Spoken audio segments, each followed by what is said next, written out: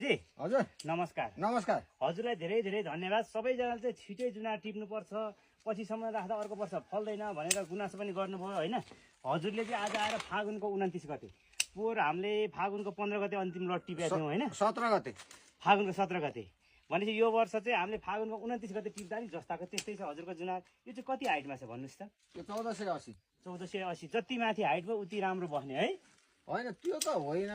हजुर अब मेरो तपाईँको तल 1310 मा पनि जुनार छ, भरे टिप्न पुगिन्छ होइन। हजुर अब यो दाना ऊ छ। अब यो के हुन्छ नि जुनार स्वभावैले हजुर एक वर्ष अलि बढी फल्छ, एक वर्ष अलि कम फल्छ। यो चाहिँ जरा चाहिँ यो सेती जामेरको हो, टाइफ्लुडको रुट होइन। अनि सेती जामेरमा साइन गरेको चाहिँ स्वभावैले एक वर्ष अलि बढी एक वर्ष अलि कम। त्यही त यसरी फुली पनि सक्यो होइन, फल पनि छ। कति सरहरूले चाहिँ भन्नुहुन्छ यो झर्छ, सबै झरेर गयो भने एकदम टाइट यसरी बल्लाएर तान्नुपर्छ, आफै फत्रको झर्नेवाला छैन। त्यही त नि, यहाँ रसको कुरामा नि एकदम रस पनि धेरै नै छ है। यसरी हुँदो रहेछ। जस हामीले राखेर ट्राई गरौँ भन्ने हिसाबले राख्दाखेरि हजुरले चाहिँ मानिदिनु भयो। अरू सरहरू म्यामहरूले चाहिँ त्यति मान्नु पनि भएन, गाउँहरूको चिज होइन केही छैन। अहिले पनि हामीले बजारमा ल्याउँदा हेर्नुहोस् न, यस्तो मजाको टक्क टिपेर पातैसहित खोज्नुभयो, तर यहाँबाट पलाइसक्यो।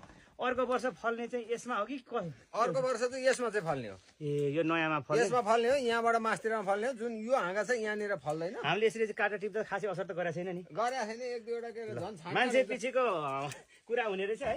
तर उहाँले भन्नुभयो अनुसार यहाँ फलि नै रहेछ। हजुरले देख्न सक्नुहुन्छ। अब यो अर्को वर्ष अब यस्तो मान्छे पछिको भन्दा नि यो अहिलेसम्म प्राविधिक कुरो लागू हुने हो। हजुर